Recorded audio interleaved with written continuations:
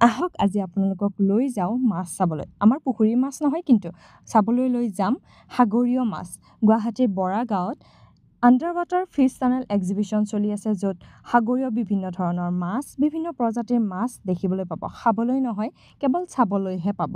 ইয়াত ইমান ধৰণৰ মাছ আছে, যিবোৰ মাছৰ মই নামটো একদমেই নাজানো। এইবোৰ কিবা টাইগাৰ মাছ, কিবা ষ্ট্ৰবেৰী, ৰেইনবো, এনেকুৱা ধৰণৰ মাছ, মানে একদমেই নাজানো কি নাম। কিন্তু ইমান ধুনীয়া ধুনীয়া দেখিবলৈ। আমাৰ পুখুৰীত আছে চিলভাৰ, কমন কাঠ, সেইবিলাক কোনে জানে, সেইবিলাকতো আৰু খাই থকাহে যায়। কিন্তু ইয়াত যিবোৰ মাছ দেখি আছোঁ, মানে কি ক'ম আৰু, দেখিয়ে ভাল লাগি গৈছে। আৰু এইটো দেখিছেনে, মা ভয়ে লাগি যায় দেই এইবোৰ দেখিলে। আৰু এইটো ক'লা ক'লা কালীয়া মাছ এনেই কৈছোঁ, ধেমালি কৰিছোঁ। আচলতে মাছবিলাকৰ নাম বহুত বেলেগ বেলেগ, যিবোৰ নাম মনত নৰয়, গতিকে ক'বলৈ পৰা নাই। আপোনালোকে যাব তাত, নাজানো কিমান দিনলৈ থাকিব, ময়ো গম নাপাওঁ, কিন্তু সোনকালেই যাওক, চাওক, নিজৰ নিজৰ ল'ৰা ছোৱালীবিলাককো দেখুৱাওক ইমান ধৰণৰ যে মাছ তাত দেখিবলৈ পায়।